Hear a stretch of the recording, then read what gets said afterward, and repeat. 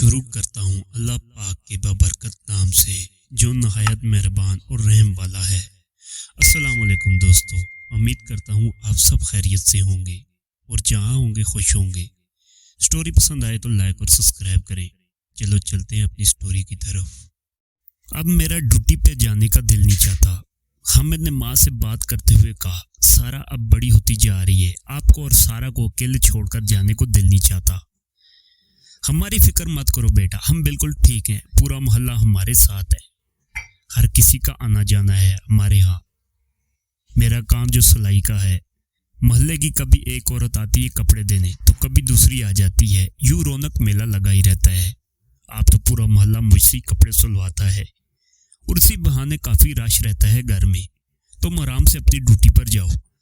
امی نے بھرپور تسلی بخش جواب دیا، امی لیکن رات کو آپ دونوں اکیلی ہوتی ہیں، میں یہ سوچ کر کافی پریشان رہتا ہوں۔ گلی میں جو نئے لوگ آئے ہیں ان کے لڑکے مجھے ٹھیک نہیں لگتے، شکل سے ہی آوارہ لگتے ہیں۔ بیٹا تم ہمیں اللہ کے سپرد کر کے جاؤ، باقی اللہ جانے اور اس کے کام، بس تم جاؤ، آپ ملک کو تمہاری ضرورت ہے۔ ٹھیک ہے امی، پر سارا کا بہت خیال رکھیں، اسکول کے بعد اسے گلی میں ہرگز نہیں جانے دیں، میں فون پر بات کرتا رہوں گا۔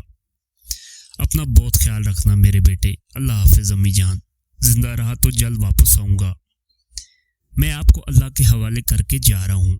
ویسے آج کل کے جو حالات جا رہے ہیں، دل تو یہی چاہتا ہے کہ سب کو چھوڑ چھاڑ کے گھر بیٹھ جاؤں، اپنی چھوٹی سی بہن کو دنیا بھر کی غلیظ نظروں سے بچا لوں۔ حامد نے کہا اور دکھی دل سے ٹرین پر سوار ہو گیا۔ آمنہ بیگم محلے بھر کے کپڑے سی کر سارا اور حامد کے اخراجات پورے کرتی۔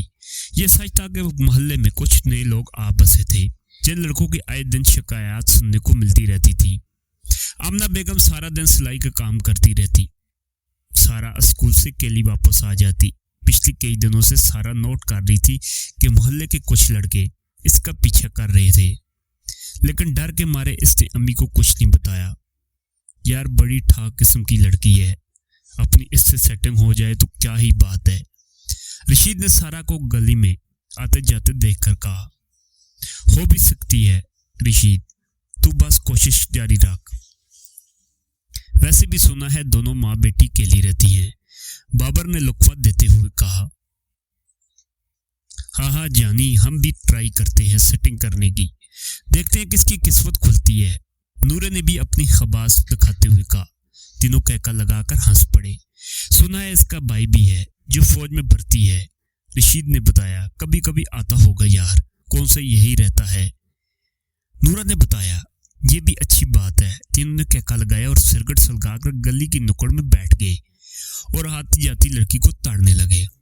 حامد کو فوج میں بھرتی ہوئے 1 سال گزر چکا تھا، 1 سال سکون سے گزر گیا، مگر اب تینوں لڑکوں کی وجہ سے کافی پریشانی رہنے لگی۔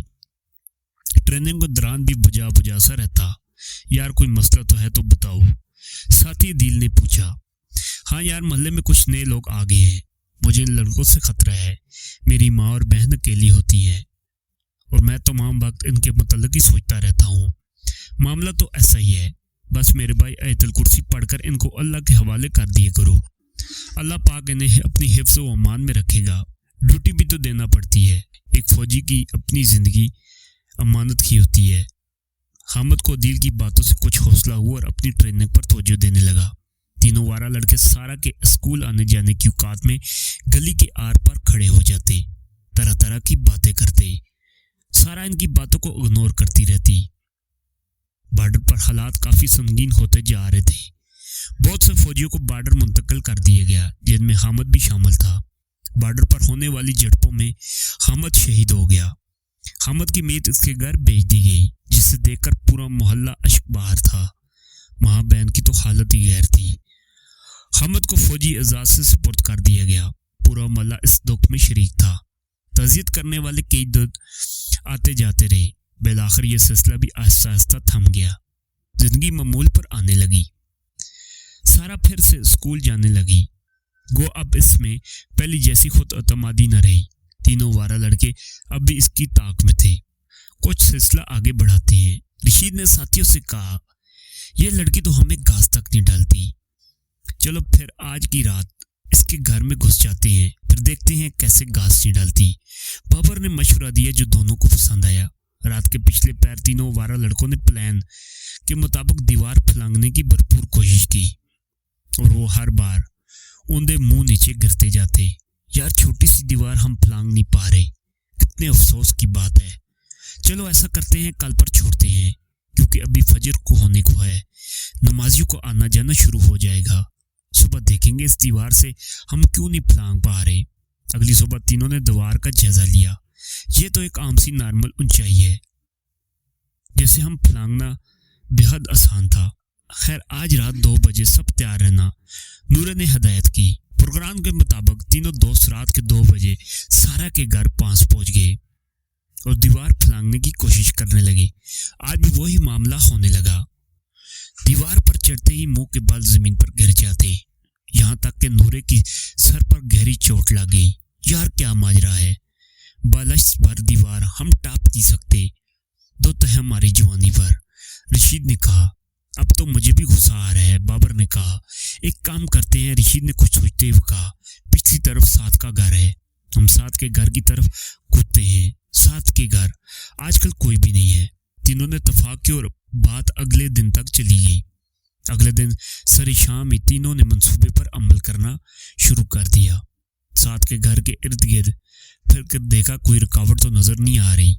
सब तरफ से तसल्ली की और रात का इंतजार करने लगे। साथ के घर वाले आजकल घर नहीं थे, लिहाजा इन्हें साथ के घर की छत पर पहुंचने में कोई दिक्कत नहीं हुई। रात के पिछले पहर तीनों ने बलाखर सारा के घर के पिछली जानब कूद पड़े। तीनों अपनी कामयाबी पर खुश हो गए। दबे कदमों चलते हुए सामने की तरफ जैसे ही पहुंचे, इनकी आंखें खौफ से फैल गई। जुबान खामोश हो चुकी, जिस्म से ताकत खत्म होती महसूस हुई। पाँव मान बार महसूस होने लगे। वह भागकर वापस जाना चाहते थे मगर पाँव जमीन में दस चुके थे। तीनों ने एक अजीब व गरीब मंजर देखा। खामद मुकम्मल सफेद लिबास में मलबूस अपने घर के किचन में दीवार के साथ लगे स्टैंड पर रखे हुए घड़ों पर पानी भर रहा था।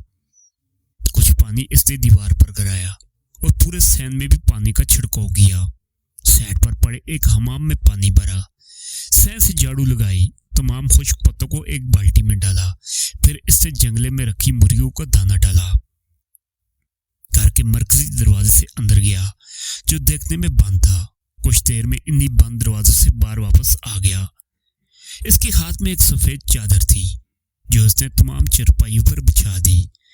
इन तमाम कामों के साथ साथ खामद की नजर तीनों पर गड़ी रही। तीनों खौफ से थर थर कांपने लगे। इनके पांव आधे जमीन में धंस चुके थे। कुछ ही देर में फजर की अजान शुरू हो गई। नमाजियों के आने जाने का वक्त शुरू हो गया। सारा की माँ हस्बे मामूल बाहर आई। इसी हमाम से वजू बनाया जैसे अभी हमद ने भरा था और नमाज अदा करने लगी। कुछ ही देर में सारा भी आंखें मलती बाहर निकल आई। इसने भी इसी हमाम से वजू किया और नमाज अदा की। हमद अपनी माँ को देखकर मुस्कुराता रहा। नमाज के बाद माँ जी की नजर तीनों वारा लड़कों पर पड़ी। उन्होंने झट से दरवाजा खोला और मोहल्ले वाले को मदद के लिए पुकारा। पूरा मोहल्ला इकट्ठा हो गया। सब ने खूब लान तान की और घर से निकल जाने को कहा। तीनों को पांव सूजकर फूल चुके थे और चलने के काबिल न रहे। जमाने खामोश हो चुकी थी। मोहल्ले वालों ने इन्हें चरपाइयों पर डालकर इन्हें घरों तक पहुंचाया। तीनों की आवाज हमेशा के लिए बंद हो चुकी थी। ऐसी इबरतनाक सजा देखकर पूरा मोहल्ला इनकी इस कैफियत पर हैरान था। सिर्फ एक माँ जी मुस्कुरा रही थी, क्योंकि वो पहले से ही जानती थी कि हामिद की ड्यूटी अल्लाह पाक ने इस घर में लगा दी थी। जब अल्लाह के सुपुर्द कर दो, अल्लाह खूब नभाता है, चाहे इंसान भूल जाए। लेकिन अल्लाह की ज़ात कभी गफलत नहीं बरती।